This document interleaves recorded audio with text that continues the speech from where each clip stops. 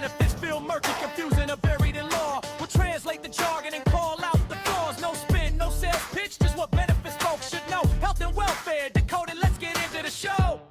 Welcome back to the EOB. I'm Justin Leader. I'm Julie Selesnick. Good to be with you again. What are we talking about today? Justin brought a guest with him. I did not. We did not have a guest today. But we are talking about this proposed U.S. Department of Labor rule, and I wrote about it today. It may be the most consequential PBM transparency rule in decades. And it's shining a spotlight on compensation disclosure regarding rebates and payments from drug manufacturers, spread pricing, as well as fees and clawbacks taken from pharmacies. So is this a big deal? Is it not a big deal? So, yeah, I mean, obviously, should this end up being the final rule, it's a big deal with some caveats, of course. So the first caveat being, well, first of all, great. I'm thrilled to see a proposed reg come out on this, and that's wonderful.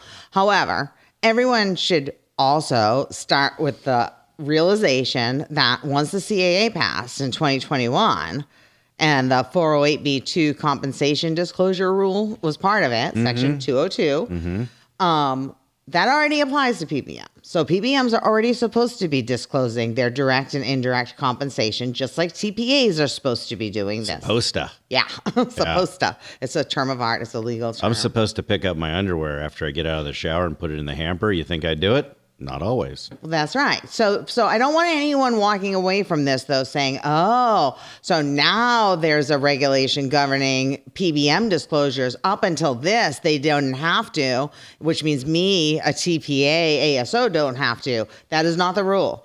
The rules already say Covered service provider, right? That's right. Yeah. And even though they unfortunately begin with the terms broker and consultant, they then list TPAs, PBMs, every stop loss, everything you can think of. Everybody ignores that second part. They're like, oh, it's only brokers and consultants. And by the way, they give me a 5,500 form. No, this is different. Yeah. This is different. It is different. It's also different than a Schedule A, although a Schedule A can be made to work as long as it's in advance. However, what's cool about this is that what it's saying is, and for anyone who's still a naysayer and says, no, this doesn't apply to me, Congress has written no less than 3 letters to the DOL, and we will toss them up in the background here or put them in the comments or something, that show that they were always anticipated to apply to PBMs and TPAs, and they want to know what progress is being made and sort of and if they asked the DOL years ago in the last administration to clarify this because there's been so much pushback against it. So starting from that backdrop, that there's already a compensation disclosure rule for all service providers to health plans making over $1,000 or anticipate they're going to make over $1,000 in a plan year in direct or indirect compensation. What's different now? Well, this is a much more detailed disclosure, that requirement for PBMs. Okay. So instead of like a shotgun, it's like a sniper, like we're getting down to the nitty-gritty details. Now, let me throw this at you from a practicality and what I've used in the field. Let's, if the field's a thing. God, it's back to my drug rep days. I'm out in the field. So the gag clause rule should give you access to cost, quality, utilization, right? RxDC reporting. Oh, yeah. From PBMs, right? Sometimes submitted by a carrier in conjunction with the PBM on your behalf because we want to take that off of your back, Mr. Plan Sponsor, Mrs. Plan Sponsor. This has some very detailed information, RxDC reporting to CMS and yada, yada, yada. However, where I get frustrated is when we then approach for data that is relevant to the underwriting of the plan and we don't get access to that information, even when a gag clause has been attested to not be in the contract and that RxDC information has been submitted to the federal government, which contains at least one aspect that is important to our conversation today, the movement of rebates in files D7 and D8. And it's interesting because I'll sit down, and I did it with the CEO of a PBM here not too long ago. I did it with somebody that represents one of the big 3 not too long ago. And I said, so do our clients get access to their RxDC information? They're like, what's that? Probably not a good thing not to know about if that's your profession. But my whole point is, I think shining light on the industry, specifically these little places where there can be not just a little bit of money that's being withheld, A little bit. sometimes a lot of it, is very important. Absolutely. And just this is a good place to tell a little joint experience story we had together. Justin and I we were working for a joint client, and we asked the carrier to provide us the RxDC information directly, and we wanted to do the reporting because we had more than one PBM. We wanted to do it directly. We shouldn't have to have a reason. That's you're allowed to. You're a self-funded plan. You want to make your own, submission, an RxDC submission, then you should be able to. That's what the law says. Well, it caused such a kerfuffle, and first started with consternation. We didn't hear anything for like a week, and the next question you heard back was, why? Why do you want to do this? Well, why do you want your data? Why do you want this information? And then they had to have an internal staff meeting about it, right? So we did not get the information, which is really frustrating. And so really all of this goes back to the point you just made. There's already a bunch of laws that make you disclose this stuff. So will this reg make a difference? Because you still can't get this information today, and there are actual laws in place requiring it. Will a regulation move the needle any further? Well, it can't hurt. No, it cannot hurt. It cannot hurt. And it creates the stage for enforcement in the future, accountability, litigation, right? So I think it's always a step in the right direction. And the narrative is growing. You look at, you go back to December of 2020, CAA passed. Nerds in the industry like you and I are like chomping at the bit. Like, this is great. This is good. This is progress. 5 years later, it's like, holy shit, how much longer is it going to take? But we have a, $5.7 trillion healthcare, kerfuffle. That's the word of the day in our country that needs to be unraveled, one step at a time. And so here's the thing. It's a proposed rule. And now is the comment period. Who's going to comment? I'm pretty sure there's a group out there that represents PBMs that are going to have many comments on this about how horribly burdensome this will be. It will give up trade secrets. It will do, the same similar types of comments we get to all of this stuff. Like the major insurance CEOs last week in front of Congress? Yeah, like that. Yeah. Except this is, there is some threat when a rule gets passed that you're now subject to enforcement. And this rule is pretty clear that they will go after service providers. So the PBMs have a pretty vested interest here in making a pretty strong response.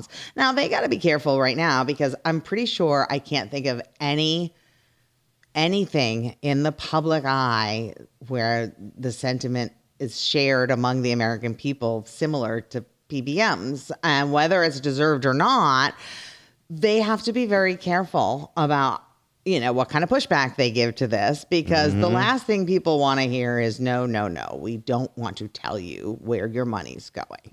That's just not going to fly anymore. And people are already sort of, are fed up with this stuff.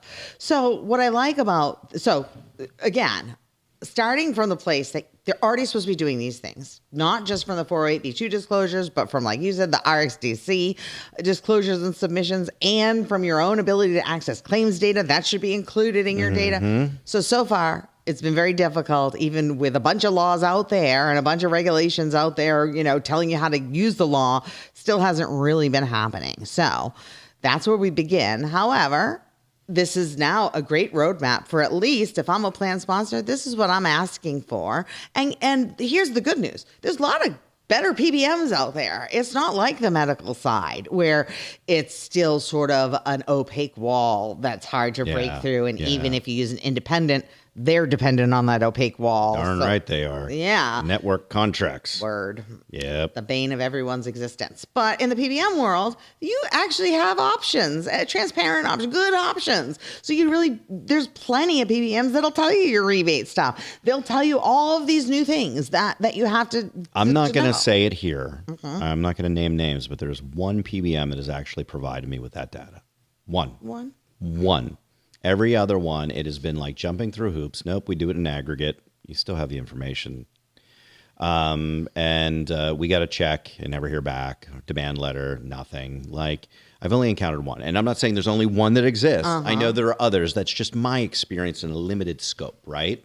But that tells you it's problematic. And here, between enforceability, litigation, and all of this other stuff, we have John Q. citizen that's suffering, their family's suffering, they're breaking their back, they can't afford health insurance premiums, out-of-pocket expenses, the individual market's skyrocketing. And then you have employers that are like, can I even afford to offer benefits? So I would have liked to say the time to do this would have been a decade ago, but better late than never. Exactly. And we do have a bit of a critical mass right now because we've got a White House that has a bee in its bonnet about PBMs in general right now and is trying to go around them and sell drugs directly to the public. Yeah, you got Mark Cuban who got involved. You got Trump RX now. Yeah. And then you've got, you also have a population that knows more about PBMs than a lot of other areas in healthcare. Knows enough that they know they don't like, the old model and that they're not very happy with how things are going.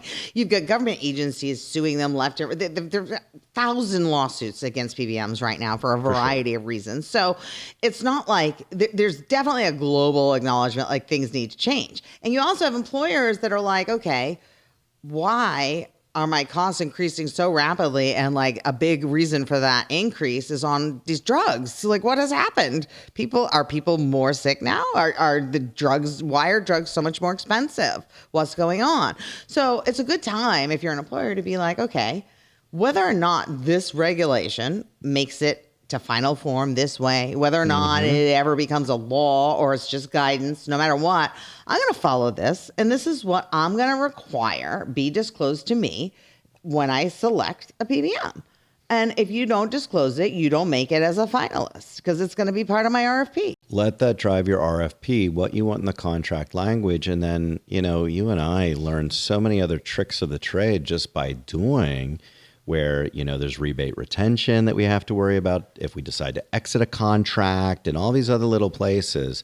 The ability to be prudent is challenged only by your ability to invest in your education on the topic or hire really quality people to come and support you. That's right. But like there's certain things that you can know. And like Justin and I think we've talked about this. This will be like the fourth time we talk about this. He just said rebate retention. What is he talking about? I call it rebate forfeiture. But regardless, most PBM contracts and most medical side rebates, there is a clause somewhere buried either on page 47 of your agreement or in a schedule somewhere that says, oh, by the way, any rebates that haven't been paid out as of the date this contract terminates, we keep those. That could be millions of dollars. Why on earth would that be something that you forfeit? And it's just because people aren't even aware it's there. That's like a real quick, easy, like, let me save a few $1 million if I'm a huge plan. And even if I'm not huge, let me get my money back. Because what's the justification for that? Is it just my money? And my employees' Is money. it commingled money, right? But, probably that money, when you get rebate money back from a PBM, usually the plan sponsor uses that to defray plan-wide expenses. They're not usually issuing individual rebate checks. Agreed. Yeah. Agreed. So really, this is, if you're upset that your costs are so high, this is one place where you can instantly be like, all right, I'm not falling for that banana in my tailpipe. Banana in the tailpipe. That's funny. Beverly Hills That Cop. was Beverly Hills Cop. Was that Beverly Hills Cop 1 or 2? I think it was 1, and it's because you said, because you made the Herbie Hancock song earlier, noises. And I love that it's Herbie Hancock. As we are on this quest to find the perfect intro or outro music, we're talking about Axel Foley and having that song, which is kind of fun. But you're absolutely right. It's I think about the environment that we live in, and you know how there's that meme with all the different Spider-Mans pointing each other, like pointing blame. I love that. PBMs are pointing at the insurers and pointing at the manufacturers, who's pointing at the hospital, who's pointing at blah. I think everybody has a stake in what has gone wrong, right? And I don't think there's any one nefarious overseer that has orchestrated this outside of the greed that is, not a free market. It's just chaos is what it's been in some structured form. But I think that PBMs, I said this probably 2 years ago, I think they'll be the first to fall and fall in a big way. And then it becomes a domino effect of looking at and holding different verticals in this kerfuffle. That's the word. I'm using that many times. Is that an SAT word? It might be. Maybe. Definitely, if you were taking it in Yiddish. Yeah. Yiddish SATs. Hey. With that, each pillar and really analyzing and breaking it down until we get to a better place. And, I maybe I was too young, but, I'd like to think that the 401k industry wasn't as bad as this is. Maybe it was, but this seems really bad. Yeah, no, the money here dwarfs the money almost anywhere else. But here's the thing about PBM reform. It can happen like right now. It's one of the very few areas where we don't actually need to keep waiting for a knight in shining armor to come save us all. We don't need a new law or a lawsuit that opens the floodgates or anything, because the solutions are already there. There's already plenty of PBMs and direct-to-consumer solutions like Mark Cuban's and certainly transparent PBMs abound. Manufacturers' coupons, GoodRx has been around forever now. Like, we've all probably used it at some point, whether we know it or not. Yeah, and you can say, I don't want to use my network. If you're stuck inside of a traditional PBM, you can price shop at the point of sale and say, are there better prices? Can I use your card?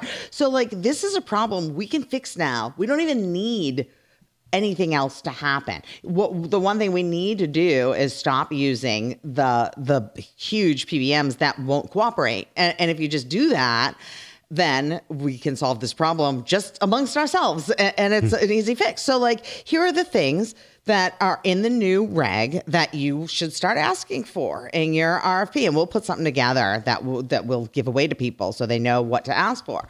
First of all, Section 1 in the new disclosure model, they'll have to disclose all of the pharmacy benefit management services that are going to be provided. So that includes formulary development, utilization management, network management, claims administration, rebate aggregation, GPO services, any service they're going to be providing.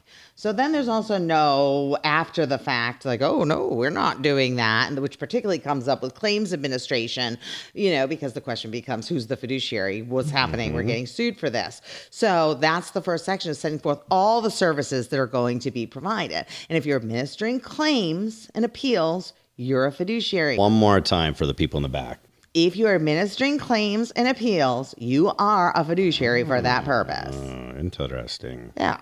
And that's almost always the case, unless you literally have just got to follow some preset rule where you're not determining anything on your own. Other than that, almost every court will say you're a fiduciary, at least for that purpose. And in fact, even most carriers and PBMs understand that at this point. Yeah. So by listing that out in the disclosure, and you can start to figure out, is there a conflict between if they make a formulary decision mid-year and then they start, denying claims on the thing that got yanked, is an issue going to arise? Is there a loyalty issue here? Because you're still a co-fiduciary. So that helps close the loop of, we don't receive it, our affiliate does. At least to some extent, right? Yeah. So that's the first part. Just really knowing what your PBM is doing. Yeah. What are all the things that they are doing and that they think that they should be compensated for? You want to have it out. And that way, when you get that back, you can say, well, what does that mean? What does it mean that you're doing network management? What's entailed in that? And you and I have learned in practice, too, that these agreements can be interpreted very differently based on how broad or how limited the explanation is within. And we've dealt with that with recovery fees and what is or isn't a recovery fee. It's wild. Yeah. So you get your Section 1. So this is different from the sort of format of the comp disclosures we're used to now. Section 2 is we've got direct compensation. So for every category that you're providing services that you just identified in Section 1, you're going to have to disclose what type of fee. Is it flat fee for service, commission? What's it based on? You either have to disclose an amount or a formula. So it's pretty disappointing that there's still a formula allowed there, but it is. And payment frequency. And so you have to set up, am I getting admin fees, per claim fees, per member per month fees, performance or incentive-based payments, all of the above, more than one of the above, anything direct, which means paid to you directly from a plan or a plan participant. That gets disclosed by the PBM in Section 2.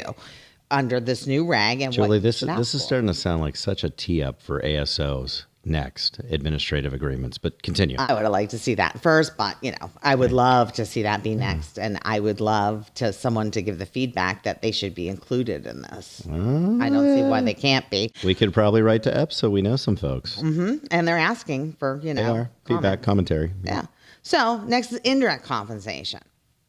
They want to know all the compensation. You have to set out all the compensation if you're a PBM that you're receiving from drug manufacturers.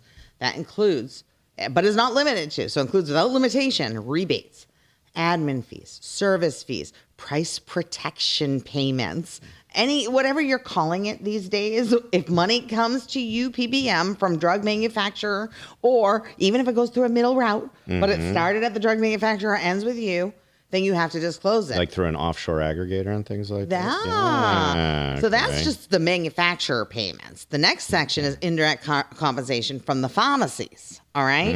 My accent's coming out hard now because I'm excited about this. So are we talking about like copay clawbacks? Things like yeah. That? Oh. So clawbacks are a big deal, and clawbacks are the thing that are almost run all the independent pharmacies out of business in this country. And now they're going to have to, so this is so interesting because one of the cases that made me clutch my pearls last week was, I still get shocked and I can't believe it, but Albertsons, they own like Safeway and a bunch of grocery stores. They're suing their PBM, which I think is ESI, but I can't remember. I think it's Cigna's PBM. Okay, yep. They're suing them and saying, hey, our plan and our members paid for brand name drugs. You charged us for brand name drugs. And then you turned around and only paid the pharmacies for generics after the fact. You reclassified them. Now, this is already a known issue sort of in PBM agreements, letting the PBM sort of classify and use its own classifications for what's brand, what's generic, what's specialty, and that those can change. But this is crazy because it's like they're saying this was millions of dollars just in a 1 year period of doing this. So I was stunned. Harvested as revenue. Yeah. Wow. Like $5+ million in a year. Yeah. And so that would be something that you'd have to disclose because that would be an additional payment. PBMs have sworn that amount is de minimis. Well, I would say that's probably not de minimis. Well, the lawsuit suggests it's not de minimis at all. So we'll have to see what's happening. But I was like really stunned. And it's really hard to surprise me these days. But I was like, oh, okay, really? I was like, oh, here's my fainting. When you have a teenage son, nothing surprises it's you. Not even that. It's the healthcare business. Nothing surprised me. I always feel like I'm like, okay, I know what they're doing. I understand all the tactics. And then I'm like, no, I'm so innocent. Every week you figure out something else and you're like, oh, you shysters. Yeah, it's terrible. So in this section where you're in the indirect compensation disclosure for the pharmacy payments, you're disclosing not just what the pharmacies are paying you directly, but clawbacks. And that also when the participant copay exceeds the reimbursement, you have to disclose that. So like if your copay is $20 to get a drug. Yep. The drug costs $3.12. The pharmacy has to take your $20 and then they have to send the $17 to the PBM that pockets it. That's terrible. That's horrible. Meanwhile, independent pharmacies have gone out of business right now. We had a great independent pharmacist customer of ours that eventually had to sell. Yeah, it's awful. It's very horrible. And I love neighborhood apothecaries. Like those are great. Man. And I miss having independent drugstores all over in Bedford, Pennsylvania, Dick Latrent's Pharmacy.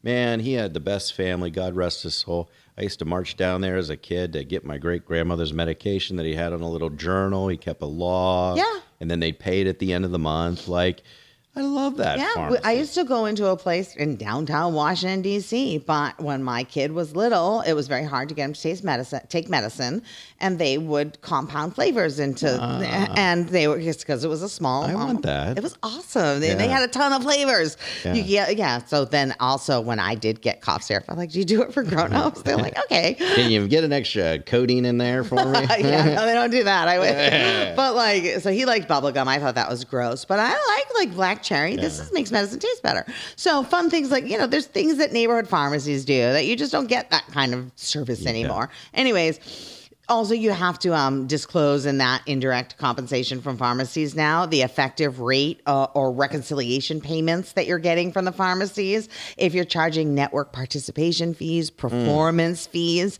and for every single category that the PBM discloses for indirect comp from a pharmacy, they also have to disclose how those amounts are calculated and whether they're retained by the PBM, remitted to the plan, or what portion goes where. And audit rights are mandatory under all this, which is really a power move in general. I mean, this is fantastic. Next section, spread pricing. Spread pricing. So I pay one price, and the middleman pays a different price, and well, there's some spread in there that they end up pocketing. And the middleman is not paying more than you paid. Let's put it that way. No. So if it's applicable, if there is spread pricing going on, the PBM in the proposed rule, and what you should be asking is whether they use it, what is the pharmacy reimbursement methodology. We can call it reimbursement. That's used. It's our show. How the spread is calculated and retained, and what is the reconciliation and true-up practices.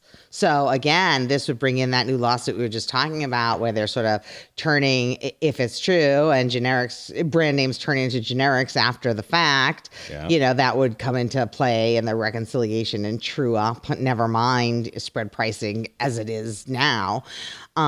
So that's another area that's supposed to be disclosed. And then the last area would be affiliates and GPOs. Now, are GPOs included? One of the requests for comments is whether we think, the public thinks, that GPOs would be included in the definition of affiliate or subcontractors, such that they'd be subject to this. I would think so. I mean, they're owned by the PBMs, right? Well, this is interesting, too, and correct me if I'm wrong, this would include entities operating outside of the United States. Well, that's right. Which Absolutely. It's a major problem, right? And I see it in a couple different ways out operationally. There's this mystery of rebate aggregator. There's the mystery of these affiliates that collect, and you're getting 100% of what they decide to give you to that other affiliate that's onshore. And I've seen it even in the brokerage community, where there are brokerage firms that own general agencies, and they use the GA as a place to dump money that then doesn't get disclosed back to the purchaser, the plan sponsor. So I see this as major sunshine. It's getting John Q. Public to understand just how big of an impact this could be. And what you should already be asking for again. Sure. And I'm sorry, but I don't care if you are offshore or you're not incorporated in the United States. If you're doing business here, you're subject to U.S. law, and that includes making the same disclosures that everyone else has to make. And if it's your subsidiary or your affiliate, then you have to disclose it under this proposed rule, and that should be everyone's rule. If you have a GPO or rebate aggregator that's your subsidiary or affiliate, that I don't care where they're headquartered, I don't care if they're onshore or offshore, in your backyard, wherever, they have to make the same disclosure. And so you want to know sort of ownership or control relationships here, what services are being provided, and what compensation they're receiving. So at the end of the day, the goal is to account for 100 cents of every dollar, which we cannot currently do. You don't want to know what you just said, I'm getting 100% of what we'll give you, because we don't know how much was kept out. We need to know the whole thing. The full Monty. So now you can get into sort of all the audit rights. Okay.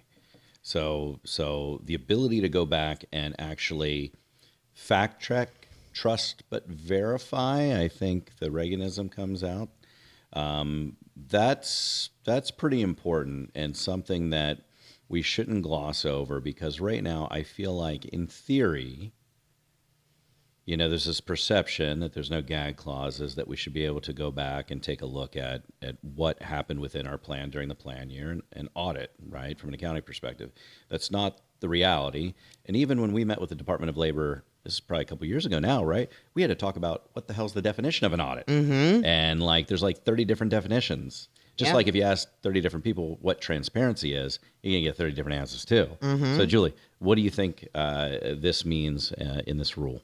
So right now, I think what the proposed rule is saying is that all of these things have to be auditable by the plan so that they can be verified. Skip the trust. You need to be able to verify what you're being told. We can earn the trust as we do this. So in this disclosure that you're going to get, and what you should put in your disclosure now, is, hey, what's the scope of audit rights that we're going to have here? What data access will be provided? Or instead of asking, you can put in, this is the data access we expect, yes or no, sort of like, do you like me or not? Check mark, check the box. This is the scope of audit rights we need. Check yes or no. Are there any limitations? Or please confirm there are no limitations. Like you're not going to limit us to a certain number, a certain once every 18 months, no back to back, all that stuff. And like, you can't tell me who my auditor has to be. You don't get to approve my auditor. My auditor can't come from your approved list, all that stuff. So again, that's what's required now for verification purposes. So put it in your disclosure now. Make it part of your RFP. You don't need this rule. You can do this now. And you will have PBMs that will respond and be fine with it. So you're telling me that you can be proactive? Yeah. Wow. By the way, you lost me. You said, do you like me or do you love me? Check yes or no. Were you quoting George Strait from the 90s? Well, I was actually I am so old that I was like thinking back to the 80s when people used to pass notes and it would be like, check yes. Oh, yeah. There's a whole song about it. I don't know what year it came out, but I could sing the whole thing, but I will spare your ears from this. So to close the loop on this proposed rule, there is some safe harbors for employers. Because if say it passes, you're going to need to get these. And if you don't, you're in a prohibited transaction, just like the current rule. If there's an error, there's a certain window of time from when it's discovered that it can be fixed and you're not in a prohibited transaction as long as you correct in that time. And again, if you can't get the disclosure that you're supposed to get, you have to report them to the DOL and you have to consider termination of the contract. You can't enter into a new contract. And so the last thing I would do is I would require whatever disclosure you're getting that the PBM certifies them. They should certify that these are consistent with, they're intended to satisfy ERISA Section 408B2. And so again, this proposed rule is awesome, but here's the thing. It doesn't matter if it passes or not, because there's a lot of good PBMs out there, unlike in some other areas where there's no competition. Ask for this now. Right Only up front. do business with the people that'll do it. I had one of the larger PBMs in the office yesterday, and I said, listen, before we go down the pike this year, here's a couple things that I'm going to need to see and understand, from contract language to are you or are you not going to give me access to my RxDC reporting? And not mine, my clients, obviously. And, it's interesting to see those that come back relatively quickly and say, yes, we can produce these. Yeah. No problem. Now, I will also state that some people do that just to appease. When it comes to contract time, then the rubber meets the road. And you have somebody in legal at the company that's like, well, we can't really do that. Well, that's not what you stated. So you have to be prudent. And it's not about being a jerk. It's about protecting your rights and the rights of your people. And minimizing your own liability. Oh, because if these rules do pass, you're the one in trouble no matter what if this doesn't go well. Maybe the PBM will get in trouble. You're definitely getting in trouble. So you have to do it. It's not, so far, plan sponsors have been pretty lucky with enforcement when it comes to 408B2 and the health plans, because they're not getting what they're supposed to be getting. Even when they get a disclosure, it's a pretty half-hearted disclosure that they're getting. No one's pushing back and asking for real numbers on the formulas they're getting. Not even asking for real numbers when that was your same service provider last year and they could give you real numbers. You could get better disclosures and have a better handle on this. And there hasn't been really enforcement in this area so far. But I do think that a detailed rule like this also indicates that there will be pretty feisty enforcement after the fact. Like feisty enforcement. Yeah. I think it's needed. I think part of the hurdle is having people to be able to discern what the data means and be able to convey that and provide you with an understanding of these are the facts and the numbers. I'm blessed because we get to work with a really fantastic actuary, and I made. Go ahead, say her name. Kristen. She's gonna hate that. She hates being put in the spotlight. Kristen Mealy? Yes, her. So funny story. We're on a prospective client call, and we were talking about data, and we were giving them some pro bono education on a system that they didn't even know that they existed, that they now have access to based on our education for one of the major carriers.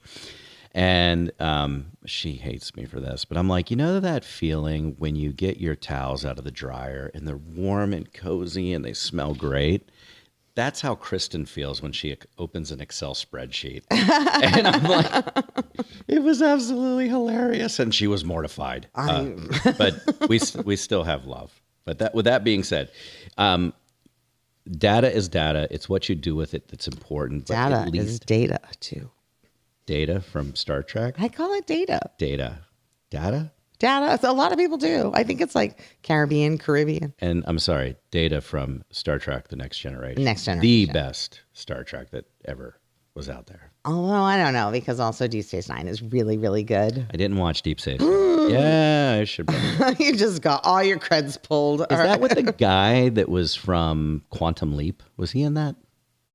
No. Scott Bakula? No, he's in one of the newer ones. So if you get Paramount Plus, I don't know why I'm plugging them, but they have like Plus. Every Star Trek known to man. Like, if you were someone that likes Star Trek, there's some really good ones on there, like Star Trek Discovery, Star Trek Picard. These are all newer ones, but they're all really good. Geordie LaForge. We just watched one which has the captain before Captain Kirk, so Captain Pike. You're a whole other level of nerd, man. But listen, wait, we don't just live in a box of insurance. Yeah, I'm not just an insurance nerd. Yeah. When Vikings was on, it was in Last Kingdom. It's like, oh my God, did you see what just happened? There is no end to the nerdiness. Yeah. That is the common theme. So at the end of the day, the point here is, if you're being a prudent fiduciary, start doing this stuff. You don't need a rule, okay? And it's not even like the medical side, because you have choices. You can make these things reality now. This rule is great. It could be a game changer. Will it be? I don't know. Will it be fast? No. And at the end of the day, the employers remain on the hook for not doing this well. So the best thing you can do is say, I'm doing this now. I don't need a rule. And you don't. And if people say no and push back, then therein lies the problem. You need to find people that will support you in your efforts to be a good, prudent fiduciary. That's right. And there's plenty of PBMs out there that will do these things. And that's why it's a much better world out there than in several other areas, including the medical area. For drugs, there's a lot of competition. There's a lot of good PBMs out there now that will do these things. So you don't have to take no for an answer. I love it. Well, Julie, any final last word? No, just come on. Let's do it. Let's rock and roll. Well, I'm Justin Leader. Julie Selesnick. Thank you for joining us on the EOB. Yes, good to see you all.